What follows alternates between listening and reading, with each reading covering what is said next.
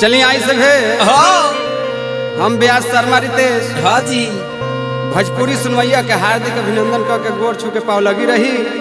हाँ आज के दुगोला हाँ हमर बड़ भाई मनीलाल झरेला जी से बा। हाँ नाल पर संगत करत तनी परमदारनीय के हो यशोध बाबू। हाँ बेंजू से संगत करत तनी के हो चंद्रमा जी। जय हो जय हो आ जोड़ी से संगत करत तनी हमर गुरुजी। जय हो। ई दुगोला शिव सभा स्टूडियो के माध्यम से हो रहल बा। हमनी के गावे जाता नी। हाँ आ श्रोता समाज से निवेदन बा कि हमनी के जितना दुलार प्यार होके हाँ बरसात दे देवे के काम बा। हाँ भजन से सेवा बा। हाँ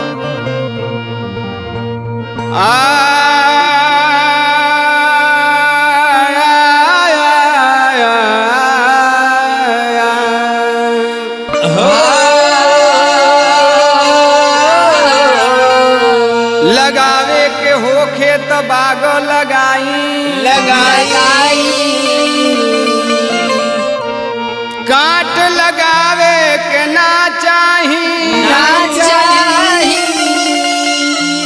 और जलावे के होखे तो दीप के जलाई केहू के दिल के जरावे के ना चाही।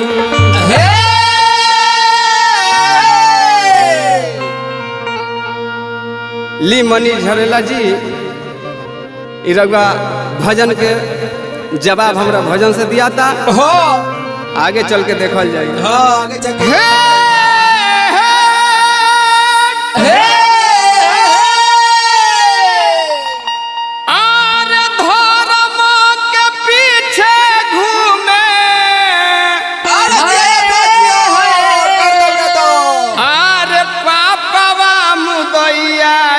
कन्हैया जी हो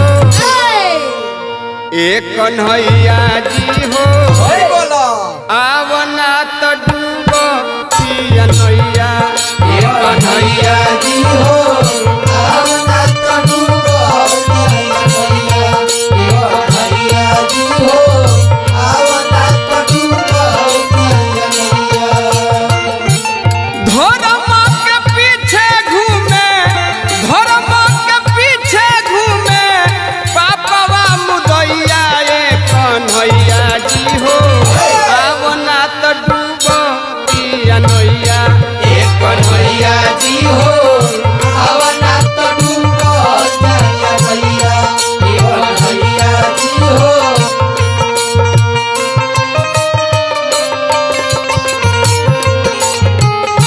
वाह मास्टर साहब वाह।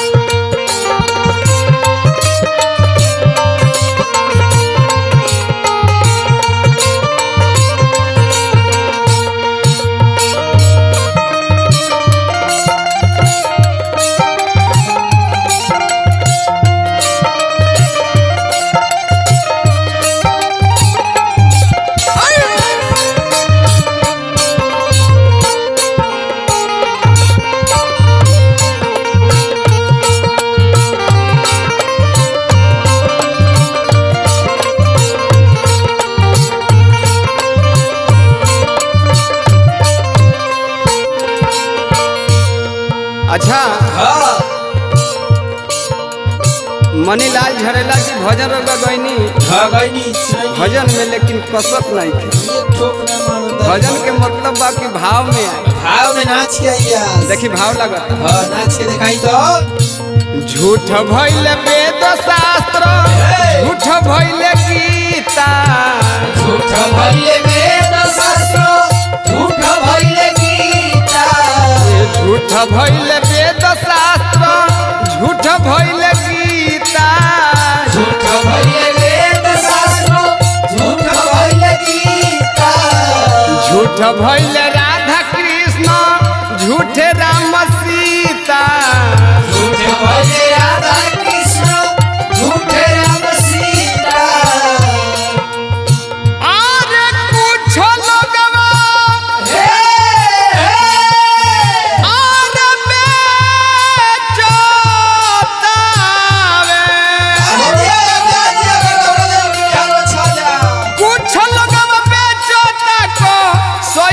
हाथ गैया ए कन्हैया जी हो आवना तो डूबतिया नैया कन्हैया जी हो आवना तो डूबतिया नैया ए कन्हैया जी हो आवना तो डूबतिया नैया कन्हैया जी हो आवना तो डूबतिया नैया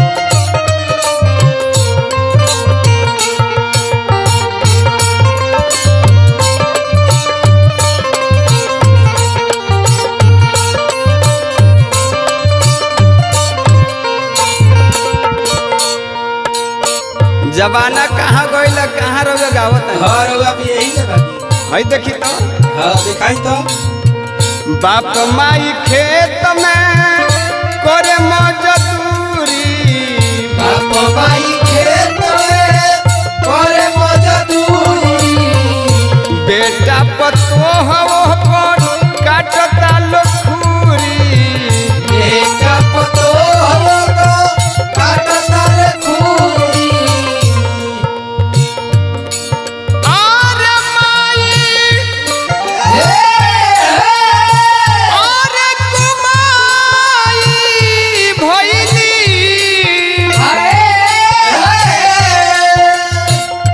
माई कुमाई भइली बाबूजी कसैया ए कन्हैया जी हो चले के बा चले अरे ए कन्हैया जी हो अरे आवना तो डूबत कन्हैया जी हो आवना तो डूबतिया नैया ए कन्हैया जी हो आवना तो